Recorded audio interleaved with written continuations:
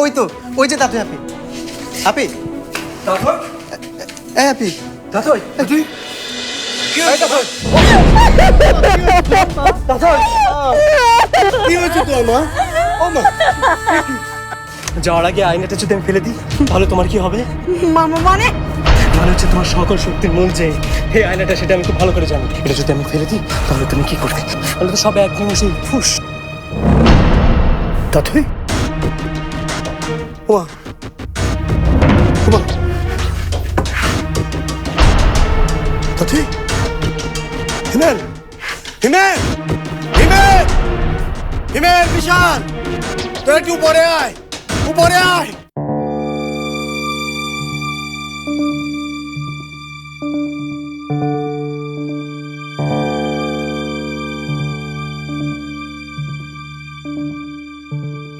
মেয়েটা weak, heartbeat high, high fever. এটা কিছুতেই নর্মাল হতে পারে না। ডাক্তার সাহেব, যে করেই হোক আমার মেয়েকে সুস্থ করে তুলতে হবে। দেখুন, আমি চেষ্টা তো করেই যাচ্ছি। সত্যি বলতে কি, সিমটমটা আগে কখনো দেখিনি। কি যে ওষুধ দেব সেটাও বুঝতে পারছি না। ডাক্তার সাহেব, ওকে কি হাসপাতালে নিয়ে যাব? এখানে তো কিছুই হচ্ছে না। আমি মনে করছি কি, ওয়েট অ্যান্ড ওয়াচই এখন গুড ডিসিশন।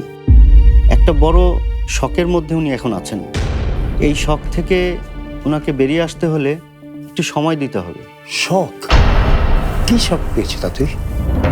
কি হয়েছিল আমার মেয়ের? সব কিছুর উত্তরই পাওয়া যাবে যখন ওনার জ্ঞান ফিরে আসবে। সে পর্যন্ত আমাদের অপেক্ষা করা উচিত।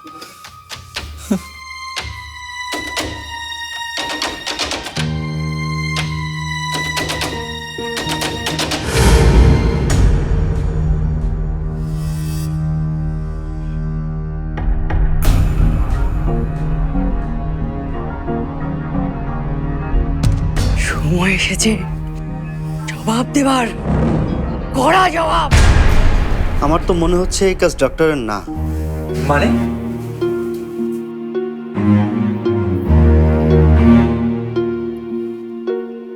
ওনাকে দেখে মনে হচ্ছে কেউ ওনাকে জখম করতে চেয়েছিল, হয়তোবা মেরেও ফেলতে চেয়েছিল। কেন, কেন আমার মেয়েকে মেরে ফেলতে যাইবে কেন? কেন?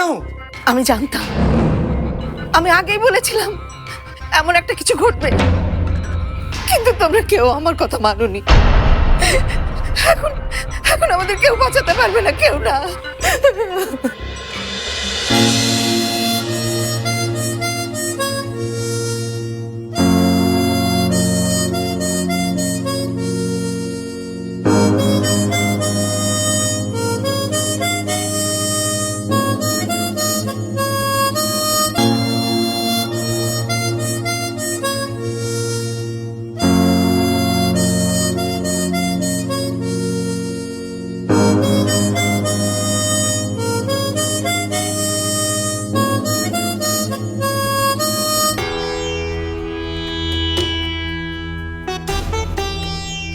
দাদুই, তুমি আছো বলেই আমার সুর আছে, আর আমার সুর আছে বলেই তুমি থাকবে। আমিও দেখতে চাই কে যেতে, তোমার ভয় নাকি আমার সুর। আমি রূপকথার গল্পের মতো আমার সুর দিয়ে তোমাকে ফিরিয়ে আনবই তোমাকে।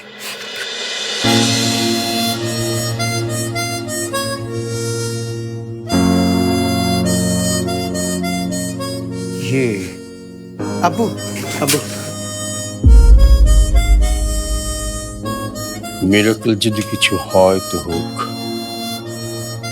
এই অচেনা সুরে আমার মেয়ে যদি ফিরে আসে তাহলে তাই হোক।